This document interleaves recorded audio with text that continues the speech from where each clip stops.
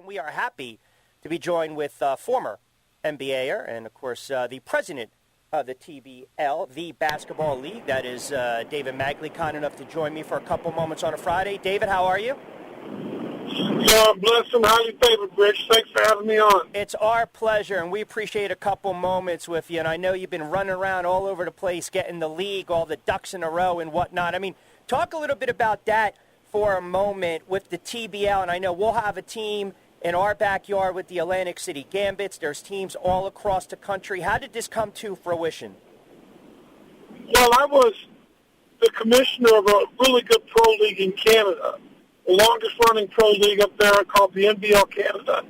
And my last year there, I spent 340 nights in a Marriott property. And I've got a smoking hot wife that I figured I better come home and be a husband to, and a father of 4 kids, and now soon to be 8 grandbabies. So I came back home and started the league here, and my wife virtually had the vision of what to do, and it's really her league.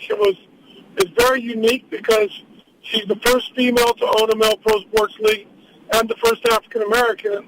What makes that unique is that she looks at these guys differently than any other pro league does. Because we look at our guys as more than entertainers. We look at them as people, as entrepreneurs, as what's their life going to look like when they're done. So we do financial literacy classes, and we require teams to have team chaplains so that they have someone that can counsel them if they need someone to talk to and be comfortable sharing their opinions to, so that we can, create a better society when we're done with these wonderfully talented young men. That's fantastic. And, it doesn't hurt that you are a basketball lifer, right? I mean, you're an Indiana guy, LaSalle, South Bend, Indiana. You played at Kansas. You got drafted in the NBA. So, you know the game inside and out. And it's always good to kind of take those life lessons, that experience, because I think at the end of the day, it will help groom some of these players. It's almost like you're that old school approach where, hey, guys, I've kind of been there before. So I think, to me, that kind of knowledge is priceless. Well, and Rich, I think that if I have good knowledge reference points, it's probably more that I'm a father of 4 college athletes. There you go. I was a high school coach of 27 guys that went to college and played over 11 years when I was a high school coach. And I look at those guys as like my kids. And, when I was a coach in the pros or a coach in high school, I didn't want to treat anybody else's child any differently than I want mine treated. Yeah. So I very rarely raised my voice. I never swore at anybody, never called them out of their names, because young men today, they don't care what you know until they know that you care. Right. So when we're treating these guys, you can't just lambaste them. You can't intimidate them to greatness, because conversely, they're gonna go in. And basketball specifically is such a long muscle sport that if you're not free with your movement and shooting, you're going to tighten up, and that's where my experience as an athlete comes in, because if I played tight, I couldn't shoot. Yeah. And I was a shooter, and so I had to be relaxed. And I used to say when the first time I played in the field house in Lawrence, Kansas, and there's 17,000 people, they said, "What'd you think?" I said, "I thought I was outside in Indiana with the leaves, just going shh," and I was just in my zone playing against other guys that were outdoors listening to the leaves. It had nothing to do with the fans. Yeah. Because I didn't want to put myself in any type of pressure. I just wanted to relax and play. Yeah. Well, you were Mr. Indiana, right? What was it, 77 or 78? It was 78. Wow. I was fortunate to be Indiana High School Mr. Basketball. And, Rich, it was kind of controversial because the other 11 guys in my All-Star team all became great individual players in college and Division I, and some went to the NBA, and I was probably the best story. I don't know if I was the best player, but like the day we buried my mom, I scored 40 in the first half of a high school game. Wow. And that's the kind of stuff the writers in Indiana love. So you end up becoming Mr. Basketball sometimes because you're the best story. And that's, if you're a Kent Benson or a Kyle Macy or, an Oscar Robertson or, Eric Montross, somebody else really, really, really spectacular, that's a little easier. But with me, it was more just I was probably the best story. Hey, and look, you know, you had that run in Kansas, right? I mean, you guys, I think it was that 80-81 team was pretty stacked. Ted Owens, the coach for a long, long time. You, Crawford, Mitchell, I think Tony Guy, correct me if I'm wrong, one of the guards. Yeah, no, you're doing a great job with those things. Probably the best was Darnell Valentine. Yeah. Who will go on to play 11 years in the NBA. And, you know, he was, Darnell was, taught us all, you know, I've played a lot of basketball before I got to Kansas, but I never saw anybody get on the line when we got done playing and just run. Wow. I'm like, what is he running for? Is he in trouble? And I'd look up in the stands, and coaches around, I asked somebody else, I said, why is Darnell running? I said, heck, I don't know. So I was his roommate. I was walking back with him. I said, Darnell, why are you running line drills when you get done playing? Are you in trouble? He said, no, I'm going someplace you can't go. Wow. I said, where's that? He said, I'm going to the NBA. I said, the hell you are? I'm going with you. I'm going to learn how to run myself.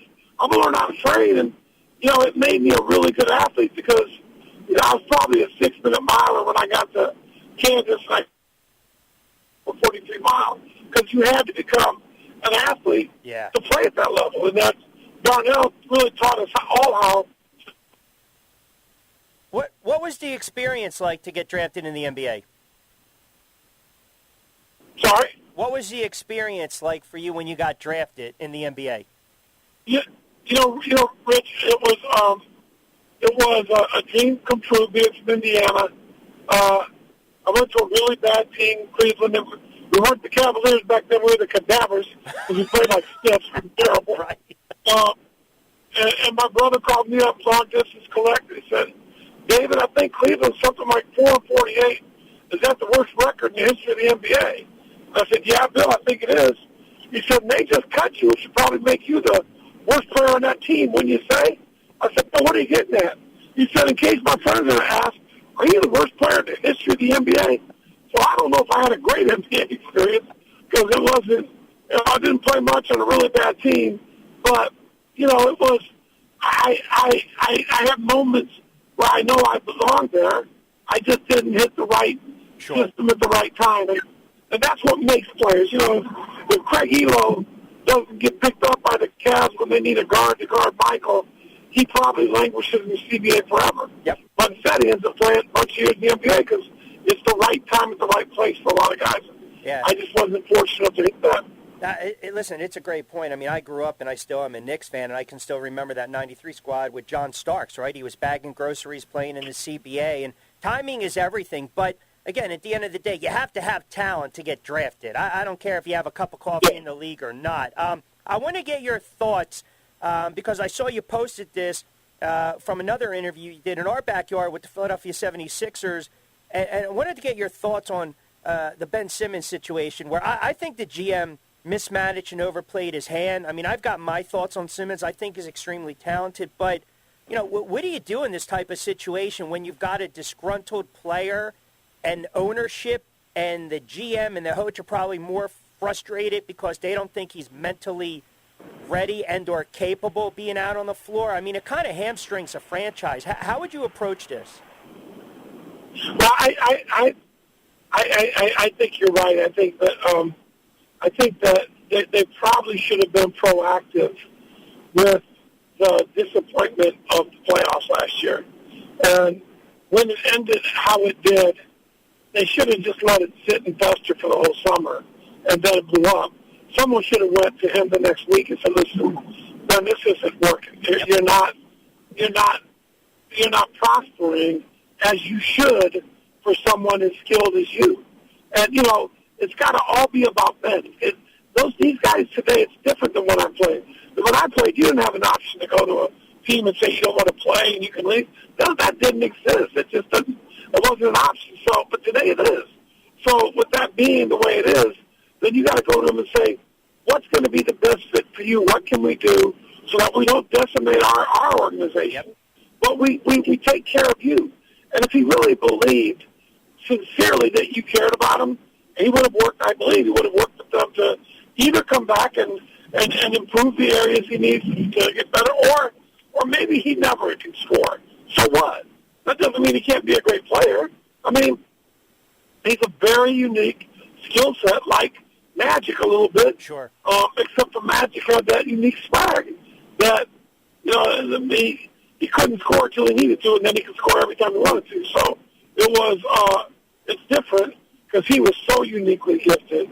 But, I mean, I think that with Ben, he's just out of touch with these guys, and I don't think that either one has enough trust to let the other one in now. So it's at the point now where it looks like they're going to play their hands and they're going to get nothing for him. Yep. He's going to walk away. He's going to rebuild his career someplace else. You hope he does well, but, man, it's hard to take a year off when you're not hurt. That's a year you can never get back. Gus Williams, an older player that won a championship in Seattle one year, sure, decided to take a year off because he did not liking his contract, and he never came back the same. Yeah. It's hard to come back from this type of year away because I think mentally you almost go dormant. That's a great point. You're talking about that 79 squad, right? It was back-to-back, Seattle and the Bullets and whatnot. I think it's a wild, wild west kind of standoff, right? Who's going to pull the trigger first? And I think you have a stubborn player and you got a really stubborn GM. And the sadness of it all is they're kind of wasting the big man's prime in Joel Embiid, right?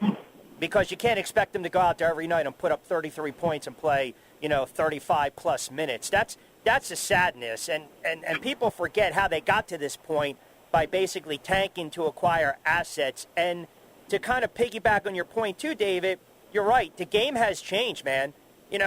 Now the players dictate it. I mean, that's just the bottom line. Absolutely.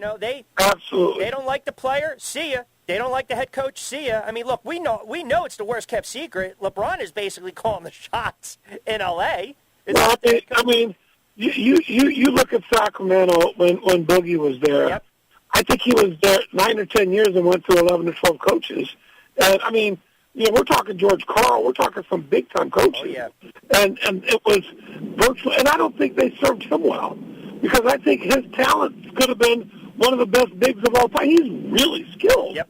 But I don't think the ownership group or the Times would allow the coaches – and, again, there's a unique skill set to get in these guys, not head so much, but their trust factor, so you can really help them.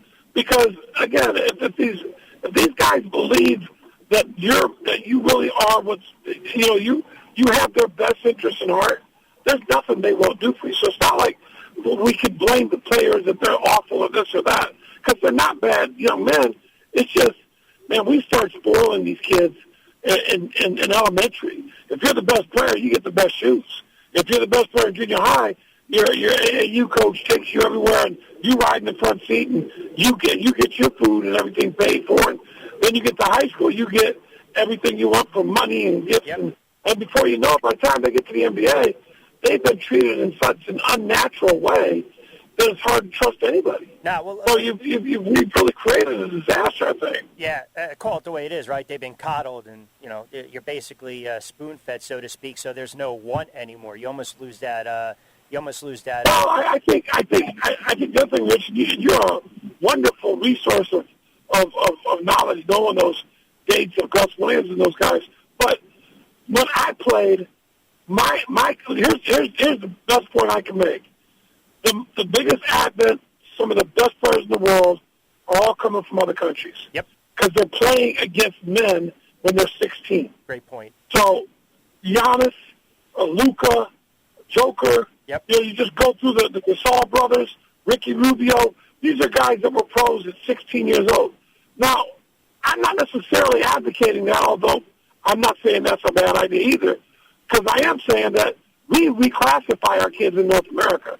Keep our kids in the same age groups so they can look better, because as a brand, we want them on the boards so the shoe companies can give them more money so they can ultimately be drafted higher. But no one's holding these kids accountable.